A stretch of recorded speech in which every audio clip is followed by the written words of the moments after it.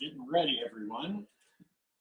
Can you hear us okay? Let us know. Make sure you can hear us okay. We officially start at 11:30,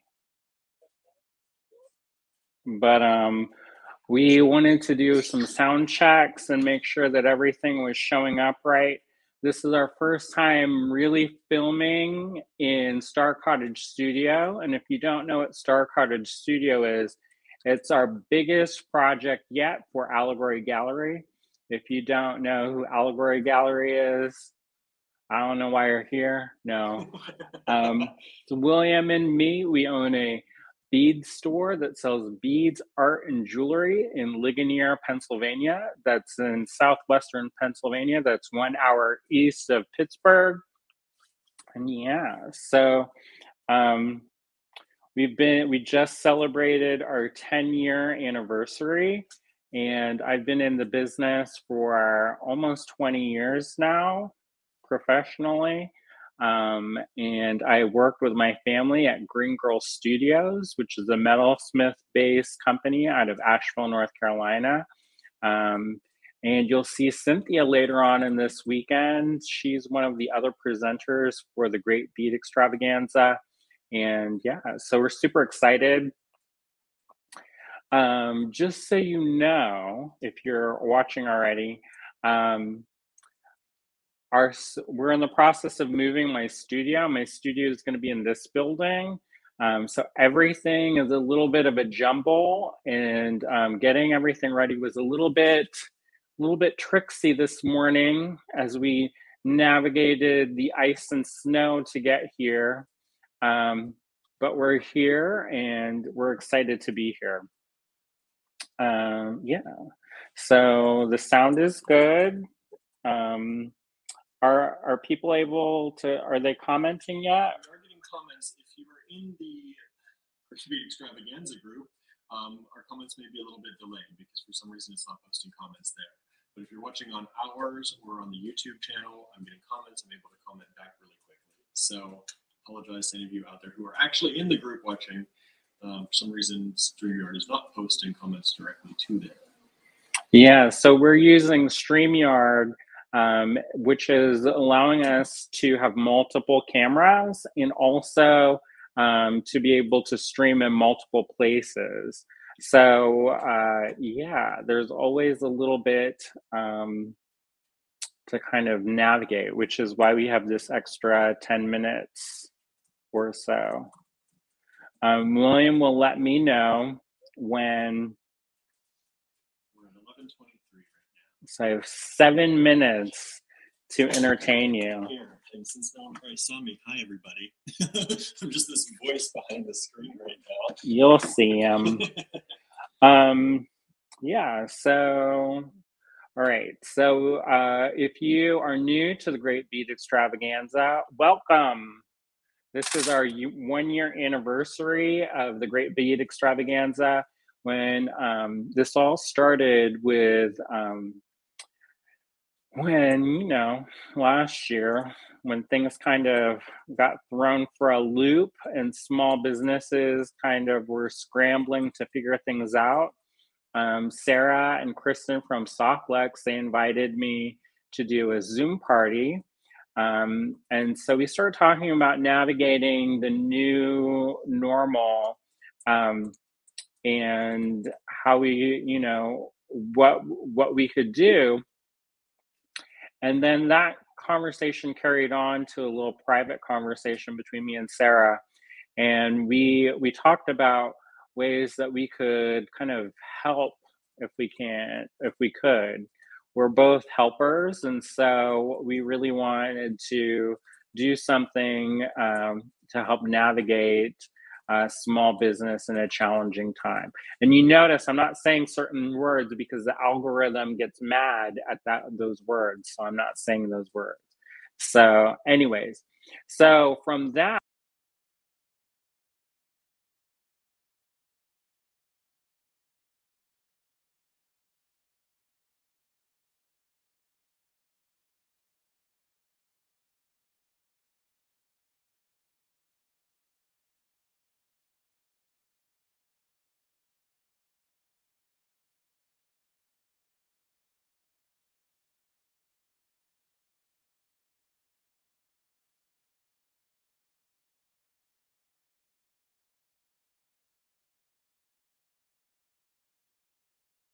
100 people if we were lucky.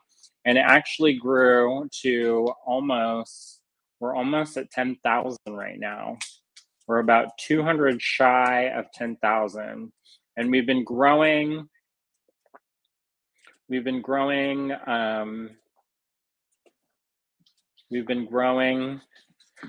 You're like, what happened to the delay? We've got some, we're doing a little bit of a adjusting in the background. What's going on here? Well, you know, we're the first ones to go, and you know, we have to. It's a new setup, and now I hear an echo. Now you have an echo on you, and I don't know why. Is it from my phone? No, it's mine.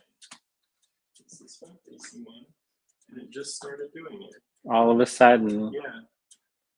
it's like it wanted a chamber of horrors in the morning time.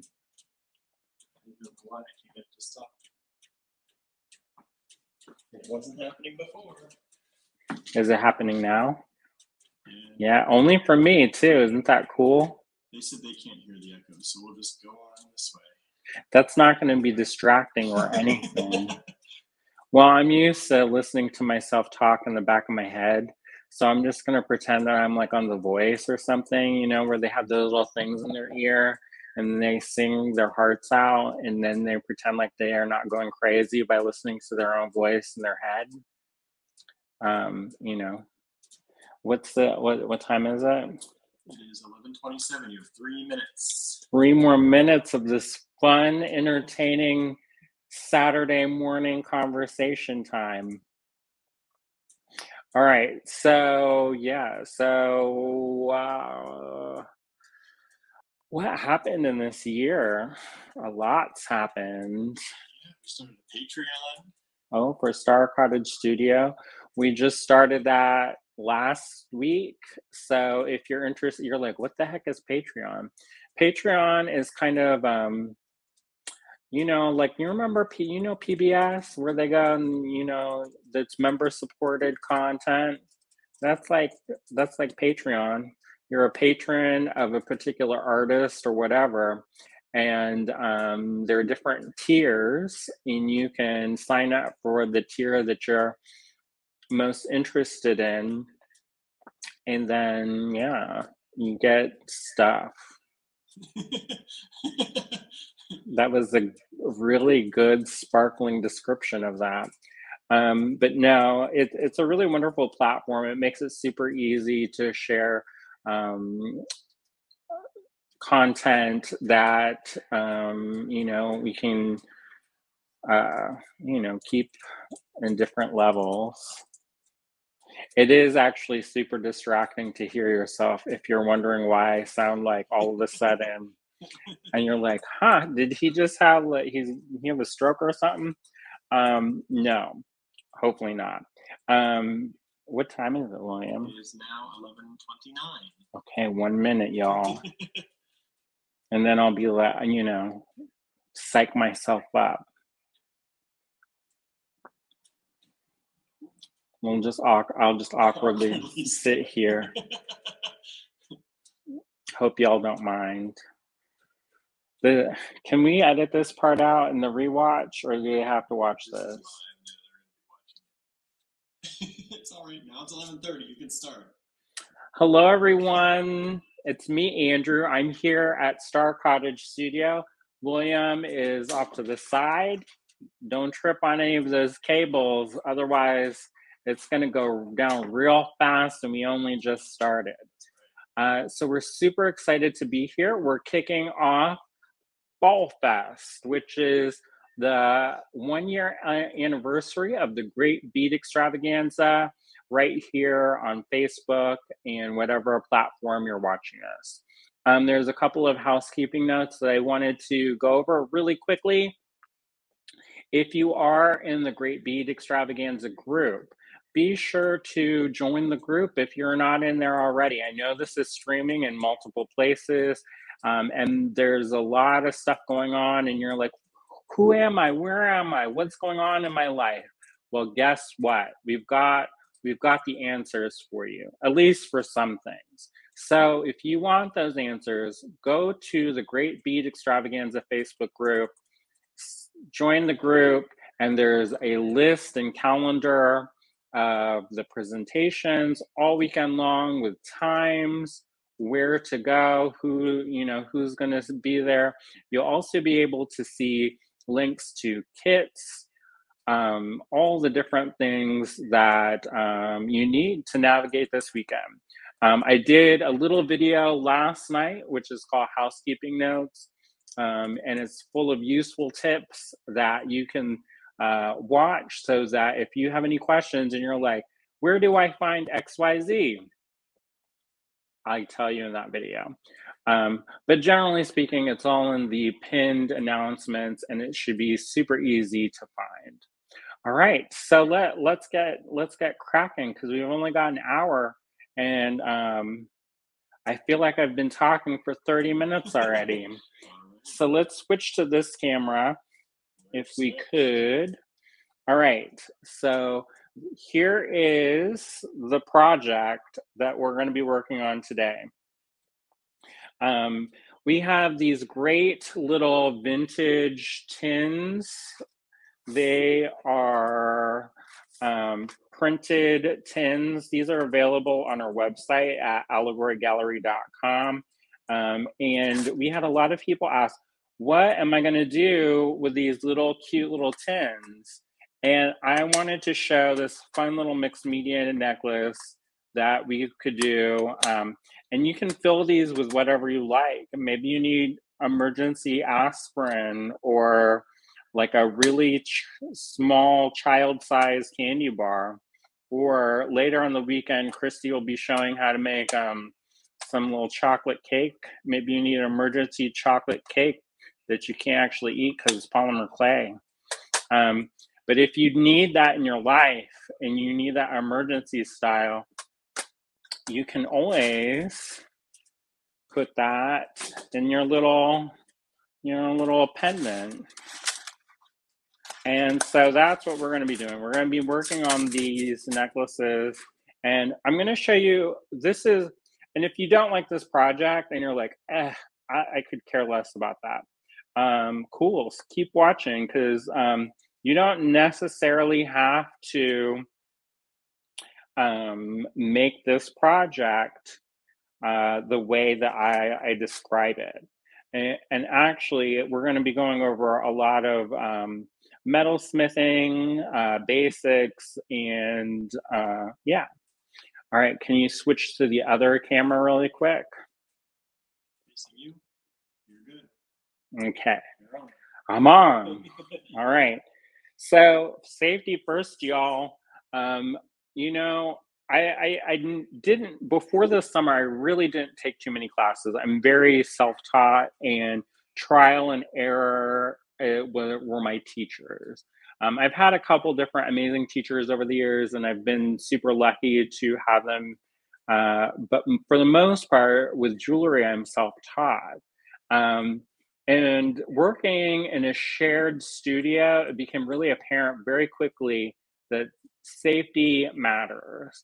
So these glasses, these little safety glasses, cost like $2, and they're, you may be like, oh, I don't need them. I like to be able to see what I'm looking at, or whatever your reasons for not wearing safety glasses. But when we're working with tools and fire and little giblets that are flicking and flying, these can save your eyes. You know what? These tools, they're great, but they're all replaceable. But your eyes, we're not $6 million man yet with a bionic eye, just quite yet. So protect your eyes. And also, if you are going to be working with fire, you should have one of these. And we actually have two. There's one, a big one behind us, and this little one here. And it's a fire extinguisher, because we're going to be working with fire today. So make sure you have your fire extinguisher, safety glasses, a heat resistant surface. So If you're in a small space, a cookie sheet is wonderful.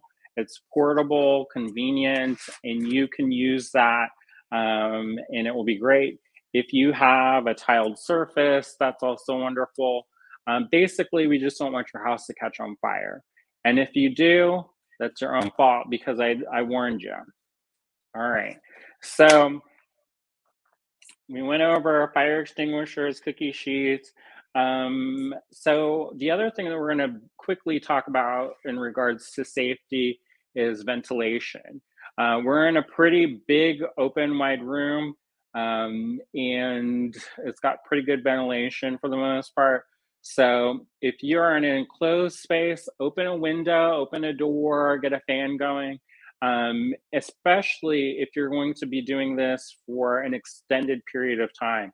And the reason why is because gases, especially like butane or acetylene, can build up. And then say you're, lighting your Nag Champa and you want to, it could combust. So make sure you're in a place with plenty of good ventilation and that, you're safe. This is also a moment, if you're feeling like channeling your inner Stevie Nicks with some bell sleeves, maybe skip that for now, put the short sleeve shirt on or roll your sleeves up, or if you're like, I'm gonna still wear that, you can't tell me what to do, get some rubber bands or hair ties and just put them around the wrist, just so that your clothing doesn't accidentally ignite, and then you have to do the stop, drop, and roll like we practiced in the elementary school. So don't do that. Also, if you're feeling, maybe you have different hair than I do. If you're feeling like Beyonce and you're like, woo, woo, woo, I'm looking at you, Sarah. So if you're feeling your inner Beyonce, get the hair tie. You don't want your hair to accidentally dip into the fire, and then you will look like me. So you'll have a very, a different look. So, less Beyonce and more, what's that lady? Grace Jones. Didn't she have a shaved head? Or very short at the very least. Anyways, so if you are also, you'll notice I'm not wearing a ton of jewelry right now.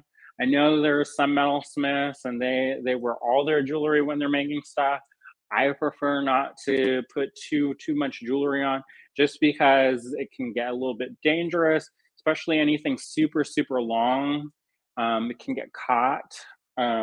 Especially in rotary tools like this flex shaft. So if you've got, that chain, Mr. T style dangling down, you got you're like, I like Downton Abbey. I'm going to wear my flapper girl necklace, and you're working with your flex shaft, and then all of a sudden, and then it's the Isadora Duncan moment, and then it's sad times. So let's not have sad times. Let's have happy times with jewelry making. All right. So the first thing we're going to do is we're going to make our head pins. And I'm just going to pull this off to the side because this camera, William, he's like, got you. I got you. So for this, what we're going to use is 18 gauge copper wire. You can do this in any gauge of copper wire. Now, if you are getting copper wire, make sure that it's a bare, uncoated, raw copper wire. The reason why is the coatings, if you don't, and you put the coatings in the fire, they will burn, and then some of those are not happy to breathe in. So skip anything that's coated. And anyways, it's cheaper and easier just to get the raw copper. Now this is 18 gauge copper wire that we're going to be using for our head pins today. Now this is a torch that we're going to be using. This is, I believe it's a blazer. You can get these on most jewelry making sites. There are some bigger torches that you can get, but we're going to just focus on this one because it's a little bit more accessible to most people. Sometimes, you know, some of the torches get kind of expensive, but this you can get, you know, $40, $50. You can sometimes find these at home goods stores that, you know, where you can get cooking utensils, bougie cooking utensils for creme brulee. However, this is a bigger one. So you'll notice that this nozzle is a little bit substantial in size, and we're going to want to use that one as opposed to the little tiny one, because that's just not going to get hot enough for the 18 gauge copper wire. I'm going to try to adjust so that I don't hit the camera. All right, so the functioning of this blazer torch is you've got this little lock, which you will disengage by clicking down, and then this is the start button. Now this button here will keep the flame on so that you don't have to constantly hold in your, you don't have to hold the trigger in. The thing about this though is that, like, if you're not comfortable with a torch, I wouldn't recommend using that right away, just because sometimes people get kind of nervous with the fire, and sometimes it's just easier to take your thumb off and then have it turn off, as opposed to trying to like fiddle with it. Now this is to control the oxygen to the flame. Generally, I don't mess with this too much. Once it's set, it's kind of set. This will control the amount of oxygen, which will control the size of the flame. So I've just got it set there. Now this, in theory, pretend like this is hot all the time and you won't get burnt, in theory. So this, I never even touch it even when I'm demoing, because guess what? I just assume it's hot and I don't want to have the blisters and the fire and the burning time and have to get personal with the aloe vera. So the fire shoots out this end. Now you'll have you have a cone, which you'll see in a second. Now there's a blue fire, a little blue cone that shoots out, and it's at the tip of the blue cone that's going to be the hottest part of the fire. Now, if you think, oh, well, if I put it closer to the tip, won't that be hotter? Actually, no, it'll be colder and it will hiss at you. And also, if you're working with molten metal, guess what? If you're blowing stuff and you've got liquid, guess what happens? That gets blown and splattered everywhere. So you don't want to do that. Keep that at the very tip of the blue flame. And I'll demonstrate real quick. See that? I don't know if you can see it with the lights on, because we've got a bunch of studio lights on. But yeah, you can kind of see it. All right, so at the tip of the blue flame is where we're going to be doing most of our work. And you're going to hear it's gonna kind of roar a little bit. But if you hear it hissing and splattering, we're going to skip that, because that means, you know, danger, danger. All right.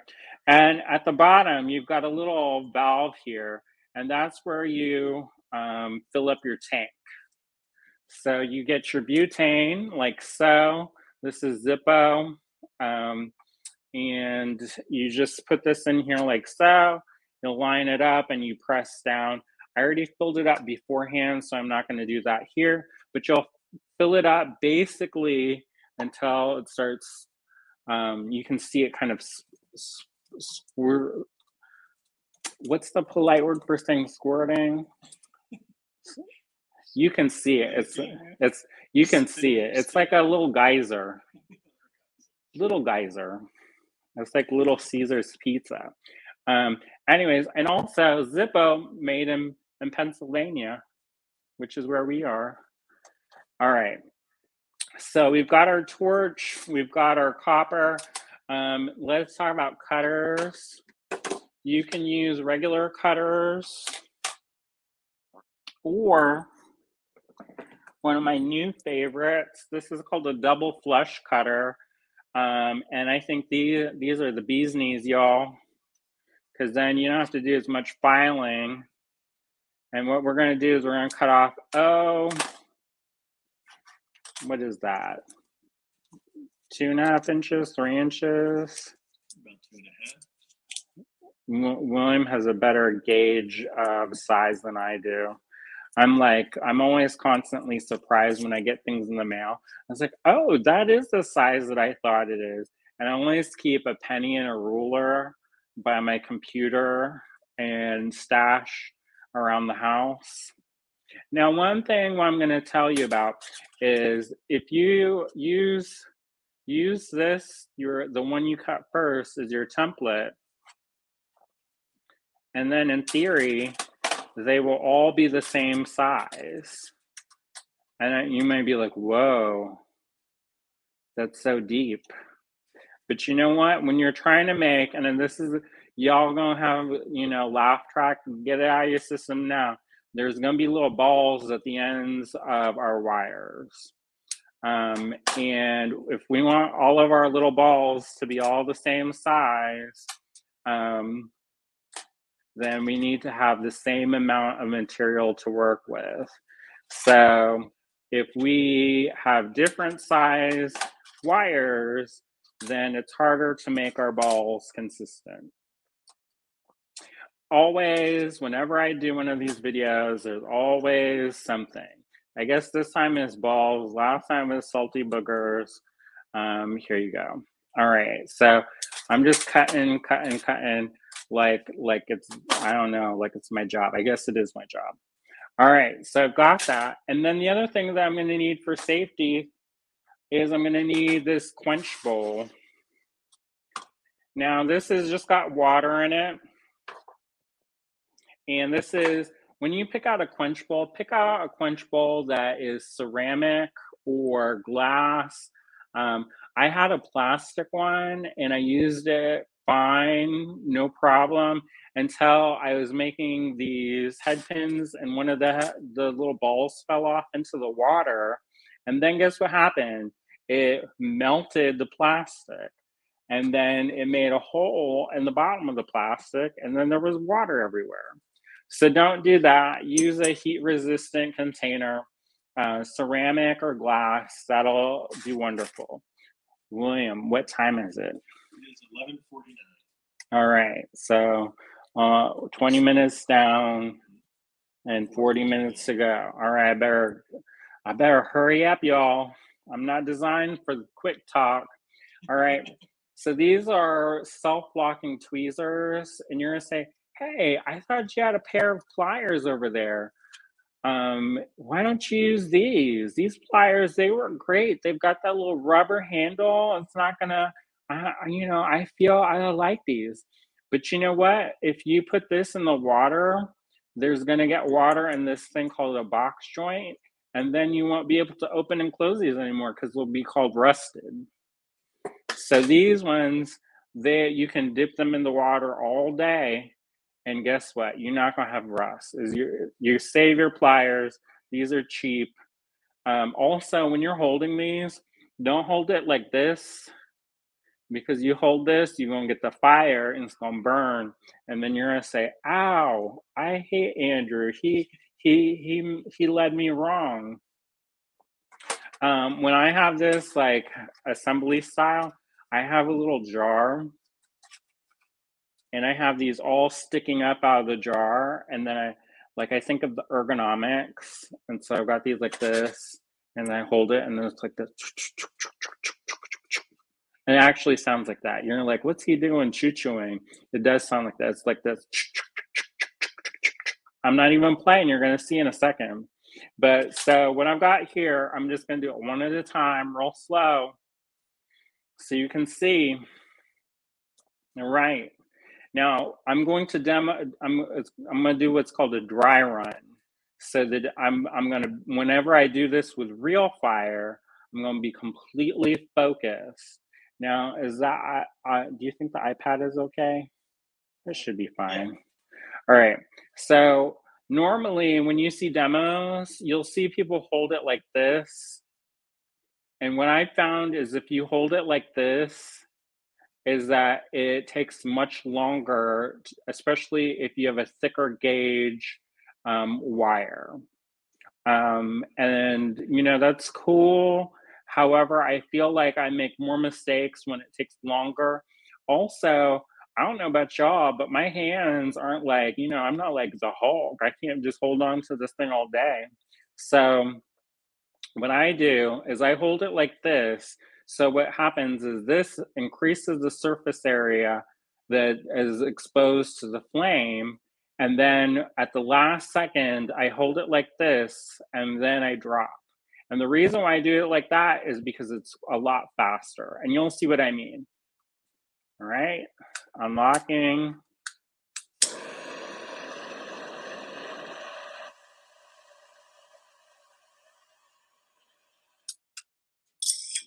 See, there you go. William's checking, make sure I don't light the iPad on fire. I'm watching my own demo. Hey, that looks good. I did a good job. Not to toot my own horn, but if you watched our small business thing that we did sometime in the past year that we kind of impromptu to celebrate Small Business Week, Christy Friesen, she had a wonderful little segment called Toot Your Own Horn. So toot y'all. We're gonna need a couple of these. So you're gonna watch me do this again.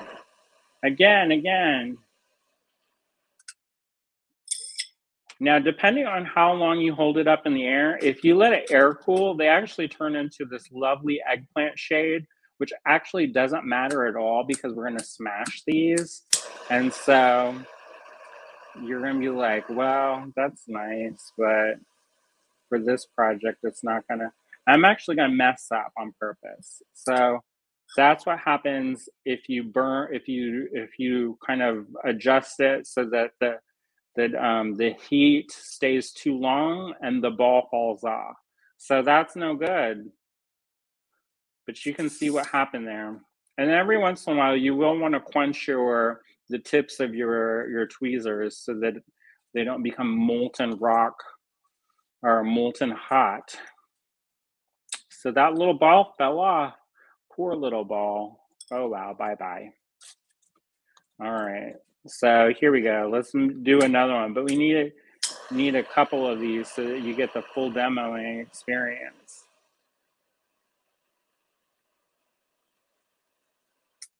Now, the other thing about this is that the longer you hold it in the fire, the bigger the ball will be, but you'll have to adjust it so that you're melting it so that you're melting the metal, and that metal wants to stick to itself, kind of like water wants to pool up into itself.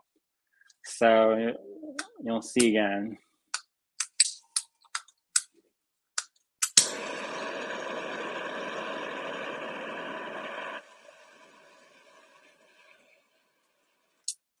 Now, the other thing is if you continue to hold it like this and then just drop it, what's going to happen is all of the metal is going to be on one side and you're going to have a really lopsided head pin, and you don't want that. So in theory, you're going to dry these off, and I always forget paper towels. So there you go. Nature's paper towel called my pants. And then we're going to move this out of the way. All right. So how do you all feel? Do you all feel successful and ready to, melt some metal? All right. The next thing we're going to need is this little cute baby anvil. Isn't it charming? Like you could throw this at somebody. It's so cute. My other anvil over there, I don't think you could throw it unless you're like He-Man or She-Ra. You know, me, I would be like, to pick it up, I'm like, William, brace my back. I'm losing it. I'm going down. It's not pretty. Help me, help me. All right. So one thing that you'll notice when we're going to flatten these things up is there's this little hole in a real anvil. This is a real anvil, but like in a big anvil, it's called a hardy hole. Sounds like party hole, but it's hardy hole. All right. And you'll notice, whoa, that didn't work so great. Whoa, that just slipped right through. What the heck?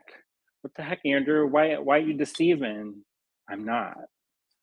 You can get this thing, and usually this is shaped like a hexagon, and they also have these steel draw plates, and they're really cool because you can just, you put this in just depending on the size of your wire, and just squeeze that in, whatever hole that it fits most comfortably.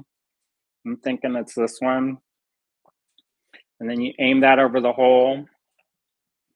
And if it's sticking out the bottom here, you can always bend that up a little bit. And then you get your hammer, and you want to get a nice smooth hammer, and you'll just hit it.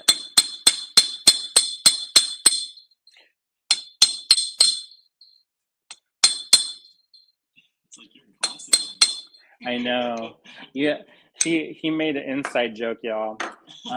But I took this class on Japanese raising over the summer, and it was like more cowbell, ding, ding, ding, ding, ding, ding, ding, ding, ding, ding, ding, ding, all weekend long. We had ear protection, y'all. And if you want to have the ear protection now, you can do that too, because nobody wants to go to the deaf time. So if you're going to do this like a lot, then do it. But since I'm trying to hear William and you know, not do a terrible job at this demo, I'm not going to do that. Now, say you don't have this. Say you don't have this little handy dandy tool that's, you know, sometimes it's hard to find. You know, the internet nowadays is a little bit easier, but you know, sometimes you don't have that. A trick is you can take a penny. Now you have to take an old penny. And when I say old, I'm talking before 1982. Because guess what? 1982 must have been a hard year because they started using zinc instead of copper. So if you get one before 1982, you'll have a solid copper penny. And you can use this little handy dandy tool. It's a little hole puncher. And it will punch a hole in the penny. And normally I don't advocate the destruction of money because, you know, I like money. But, you know, if you don't have one of these rivet head anvils, usually hexagonal rivet head anvil, you can use one of these pennies in a pinch. Ooh, pennies in a pinch, y'all. So, and then if you need to, you can adjust it. You can see my nose. I should be more like secretive and hide that stuff from the camera, but whatever. And then you just use that. Now, if you're worried about this being like super lopsided or whatever, you can always clamp this down. Now, one thing I will say is you won't get the same effect, but you kind of get you get a similar effect. Now, the reason why is steel is harder than copper. So when you use one of these little handy dandy, you can also use a draw plate. The only reason why I don't like to use a draw plate is because sometimes you're gonna mess up your draw plate if you accidentally hit it with your hammer, and then there's the sad times. So you're getting actually force from the top, which is the hammer blow, and from the bottom. This kind of cushions it a little bit. So your bottom is going to be a little bit rounder, but you know what? That's fine. And you know what? Honestly, if you want to just leave it as a bald head pin, you can leave it as a bald head pin. But I thought I would let y'all know how to do hammer them heads a little bit in case you need a rivet head like that. So we'll just make these really fast.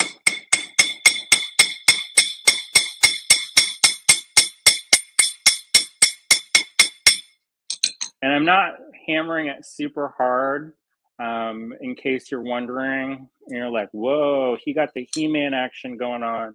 Actually, no, I'm not. It's not. Do we have any questions so far, William?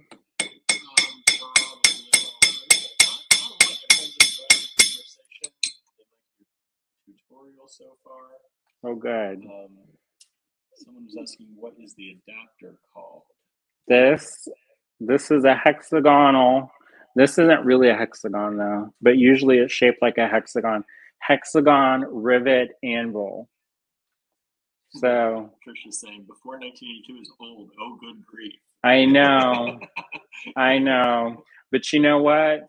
Let's call a spade a spade. After 1982, then so how many old is that?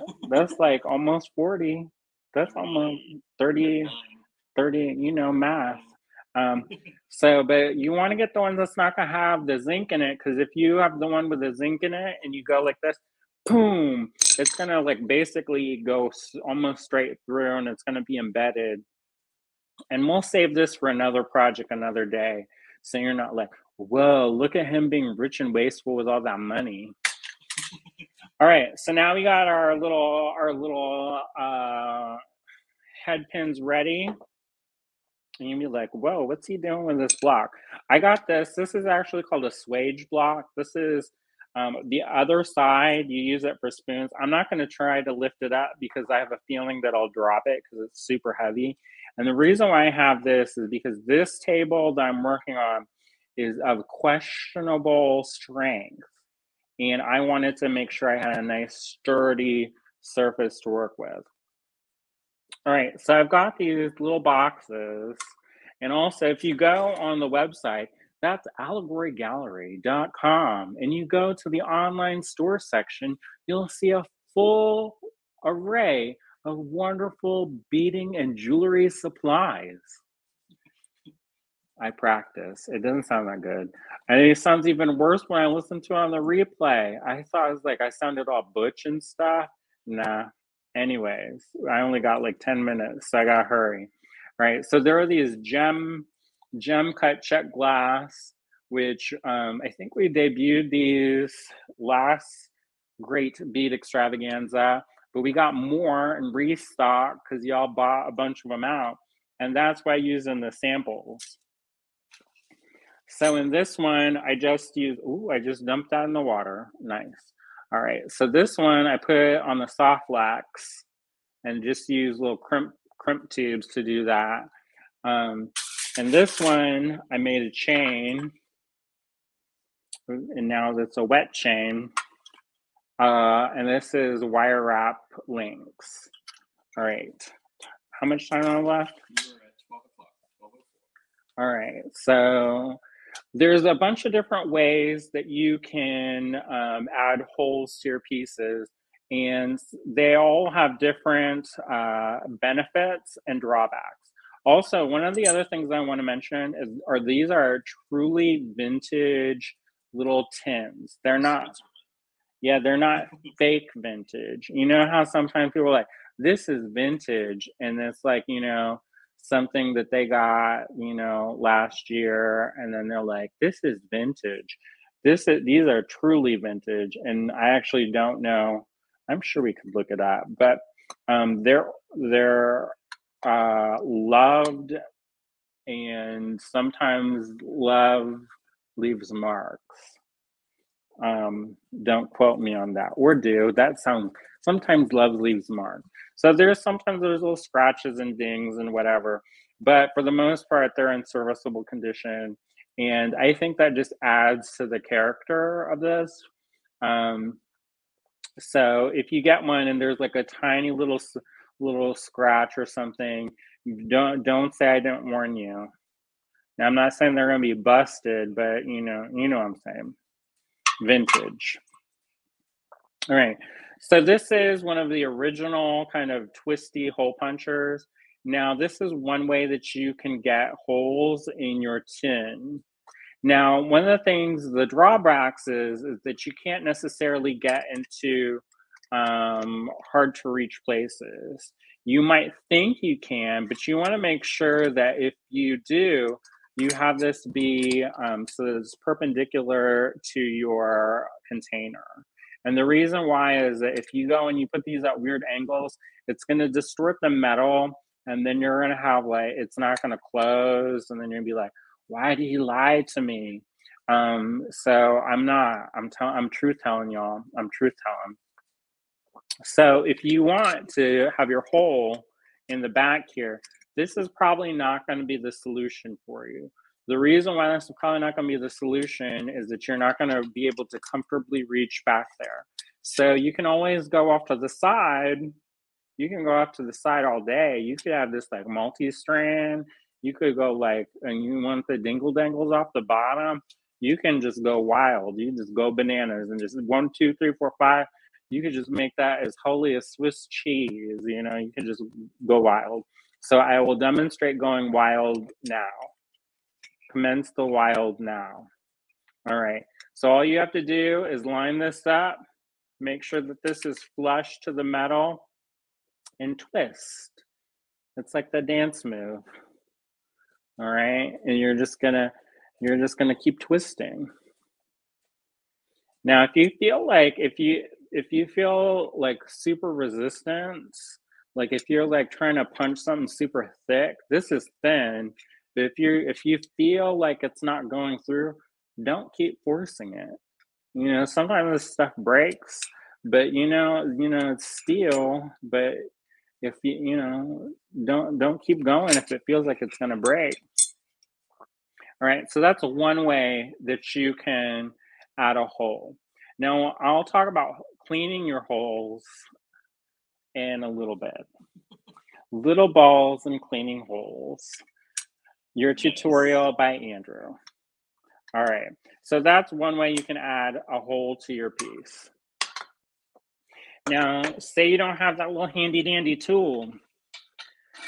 I've rigged up this monstrosity, which, are we gonna have it? Is it gonna be in the camera frame? I think so. Let me arrange this so that I get a little closer here. Oh, did I draw? What happened to my nail? Well, oh wow. In theory, there's a nail somewhere around here. There's actually lots of nails here because we've been doing some construction work, and I was gonna lift this with my delicate fingertips, and that clearly is not happening. So there's a nail somewhere around here. Be careful, William. Yes, please. So what we're gonna do is we're gonna skip the nail part, and we're gonna go into the other way. So I was gonna show 3 different ways to add holes to your little tin. A littleish nail. So what you'll do is you'll need to find a piece of wood like this that fits inside of your tin box. Now this is what's called a center punch. Now this is an old school center punch, and you can put this here like so. And if you really want to be precise, there's these wonderful pens. These are called identi pens, and this is what you use to like draw on sign like your identification cards, and that will be nice because then it doesn't rub off. Sometimes Sharpie rubs off. This doesn't rub off, and it also has 2 sides, so you can get 2 in for 1. You get the fine side, or you get this side, which is kind of fine. Which, can you all see that? No, you can't see that because I'm off the camera. So you can. This is called an identi pen. This is this side, and then this is this side, and then this side, and then this side. No, there's just 2 sides. So you can make your mark. I'm going to make 2 marks because I'm going to show you the different center punches. So this is a traditional center punch, which looks like this. And then you just line it up in your hole or your dot. And then you take your hammer Now don't get your nice hammer. Get this kind of chewed up hammer. And then try not to hit that thing. And then you're just gonna lightly tap. And you'd be like, what the heck did he do all this setup for? And you're gonna be like, well, you'll see. And then if you don't, they have this thing called an auto punch, and you'll be like, what's an auto punch? It's just like a center punch, except you don't need a hammer. You just need your hand. And so you put it over your dot and you go like this. And it makes it like you just gave that a vaccination. It just clicked in place. And the reason what you do, and also, so when you have your Fordham, which is currently not going to work because I can't find that little bit, but I'm going to just demonstrate and pretend, and we're going to pretend, you're going to pretend that we're going to use the power of our imagination, and I'm going to do sound effects. So imagine that this is a 60 drill bit. It's a size 60 drill bit, and that works perfectly for 18 gauge. Then you put that in there, you close it up in your chuck, and then you go straight up and down, and you line it up on that little divot that you made, and you go zzz, zzz, and you're done. Whoa. Did you feel the power of imagination with you? That's what happens when you all try to do it in a semi-derelict building. So, zzz, and there you go. Now, the reason why we put these punches into the reason why we put these punches in the metal is so that when you've got your drill bit, it doesn't skitter around. Because if you don't, it's going to want to go like this, and then you're going to it'll look like somebody's signature. But if you've got that center punch little thing lined up, then when you go to drill it in, it's going to just go. It won't skitter around, and it's not going to play around. It's going to do its job and go and make a hole. Now, so I guess we're going to show this nail. Generally, you want to use a straighter nail than this. Here, let me fix this real quick. 12:13. How much time is that in real life? 17 minutes. All right, I'm going to hurry up.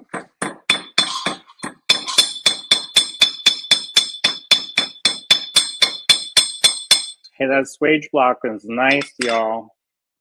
Can hammer stuff good. All right, so this is the nail technique of making a hole.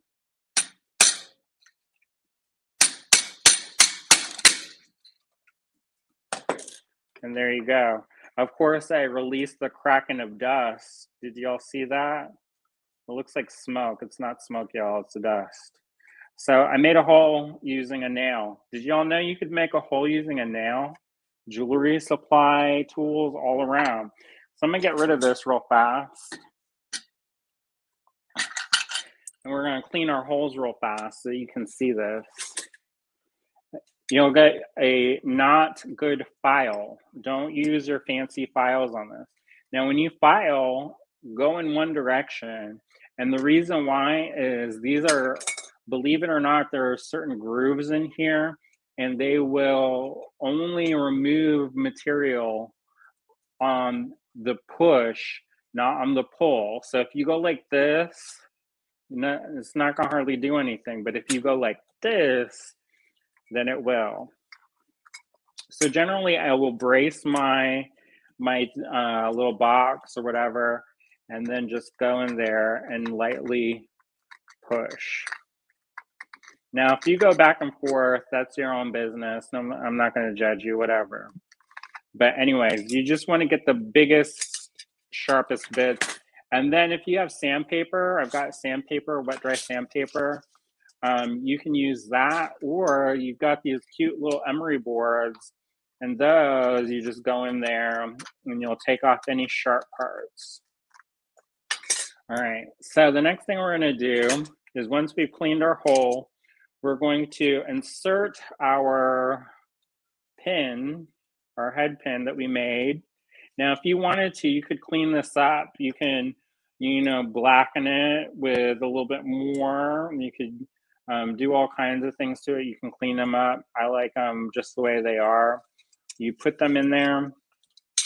If you want to put a little, like a spacer in there, you can do that as well. But I'm not going to mess with that right now. And I'm just going to use my round nose pliers. And I'm going to go up about, an inch or so. Now, if you want your holes to be consistent size, you can always put a mark on your pliers and use that as your guide. And if not, if say you go too high, you can always walk your loop down and that looks like this.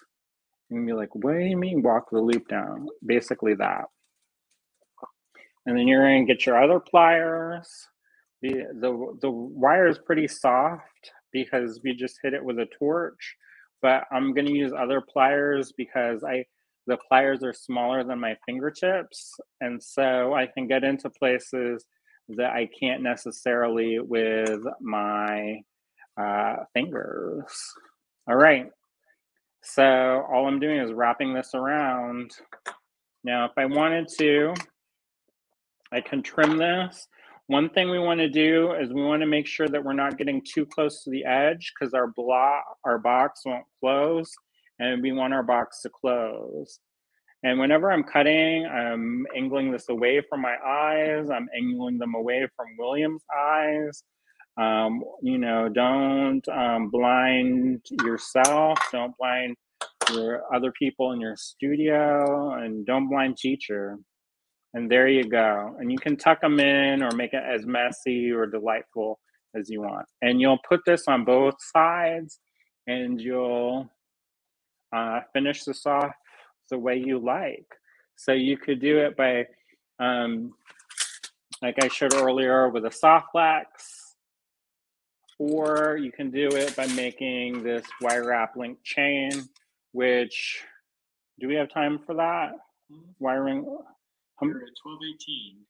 So 12 minutes. I'm posting a lot of the stuff that we may not get to. So if you want to keep going, let's I'll show this really fast, and then we'll show the main kits because we have a couple kits that I want to show, and I want to make sure that you all see this. So this is just 22 gauge bronze wire. I love it. This is one of my favorites. I'm going to cut off about 5 inches or so. I'm going to get my round nose plier and then just go in about 2 inches or so and bend it over. I made this little loop. I insert this back in there and I continue to bend it over. Now I'm going to warn you, I wire up differently than pretty much everybody else on the entire planet. So if you see somebody wire wrapping differently, then don't be like, well, Andrew said, and then like fight, because everybody does it differently. And as long as y'all make a loop and it's got a wrap, y'all good. All right. Anyway, so you may have not seen that while I was talking about fighting and stuff, but I had that loop in there and I just bent this so that this is a 90-degree angle. And then I'm going to take this wire and I'm going to wrap it around 3 coils. So 1, 2, and 3. And you're going to be like, how come he don't wrap it all the way around? And the reason why is because if I do that, then if you wrap one side before you finish, I'm going to use this pretty color. Now, if you get that little baby anvil out and you hit this just a couple of times, not anything serious, you'd be like, what the heck did you do that for? That was just work hardening that just ever so slightly. And then I'm going to string up some beads real fast. And I'm going to put about 5 beads on here. And you could do this like ombre effect if you wanted, you could do this however you want. I'm just going to show you how I did it. And then you take this, your round nose pliers, you're going to bend this back over. This is about half an inch or so above it. And then you can walk this down to, wherever you're going to be about 3 wrapped coils, like so. And then just wrap it. And then that way your loops will be, your messy wrap loops will be even and consistent. Now here's another trick is once you've got 3 wraps, if you happen to have more on one side than the other, just trim it. And then that way your wraps will be completely even. So there you go. Of course, I trim that too much, but you get the idea. And then you'll just keep going. So you'll hold that in stationary and then just wrap. And then when you get down to the end and you're about to tuck it in, I always just tweak that in just a little bit, because if you do that, when you go to coil this in, it's going to want to nestle into that quill nice and good, like a mother's hug, you know. It's going to want to just get all embraced up in there. Now, if you don't, it may want to stick out. It's kind of like how I hug, where I'm off to the side. We do it, it's called the Thornton side hug. And it's kind of comical when you see us all side hugging. It's like, you know, a dance or something. All right, so here you go. That's how you make a wire wrap loop link with a messy wrap. One thing to be mindful of is you want your loops to be on the same plane, which means if one is turned this way and one's turned this way, that will naturally want to twist on your chain. So whenever you're making these chain links, just make them like this, and then that will be good. Now, before you close this up, you can always attach that to that and then wrap it, and then you'll be done. All right. So I'm going to scooch over and let William take the stage. Whoa. It's like I cleaned, but I didn't. All right, everyone. Hopefully you can hear me okay still. Audio issues are not coming back. All right. First off, somebody was asking, we have a kit. These are all new kits that Andrew just came out with for this event. And this kit that we're going to look at first is called Winter Branch. Someone was asking us in the comments, I don't know if you saw my reply, if Winter Branch, if the pricing is actually correct, because it's only $6 and the pricing is correct. And for that $6, you get this beautiful silver pendant. And it's not silver. It's silver colored. We list that in the description. Then we have these Czech glass pinch beads here. And then we get these, I'm going to dump a few of them out into my hand to see if you can see this. Okay. A few of these crystal rondelles. Getting a little bag of those. I can get them back in the bag. My hands are getting cold. It's chilly willy up here. Yeah, we don't have heat in yet. We're working on it. And then you get these crystal rondelles as well. And you get a whole bag of those. Whoa. Whoa. So this is Winter Branch. And it is available in the online store at allegorygallery.com for $6. Holy cow. What a deal, everyone. Basically free, but it's not. And if you use coupon code TGBE, you save 15% all weekend. And actually that code will go all the way through Friday. Next Friday, right? Yeah, Friday. I can't remember what day it is. And then we have... So till the 19th. Till the 19th. Yeah. I think it's the 19th. So the TGBE code, 15% off. And any orders over $100 get free shipping. If you're in the U.S. If you're in the U.S. That's right. That's right. So if you're like in Borneo and have to have it like shipped on a special plane with like floaters and stuff, then you have to pay that. So this is, I think, our second all-metal kit. We had an African metal kit at one point, and now we have this one, which is called Gilded Wings. And you get this. This is $17.50 available in the online store. And I'm sorry I'm going a little fast, everyone, but we have to make time. We have to make sure we leave time for everyone else, right? We could talk to you for hours today, literally. But you have to make time for everyone else. Yeah, I don't want Candy to cut my face. And no cuts, no cuts.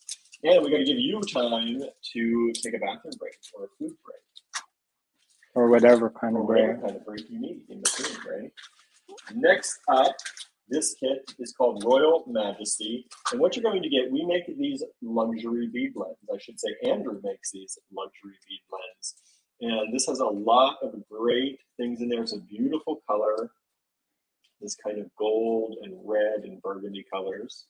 So you get a bag of that.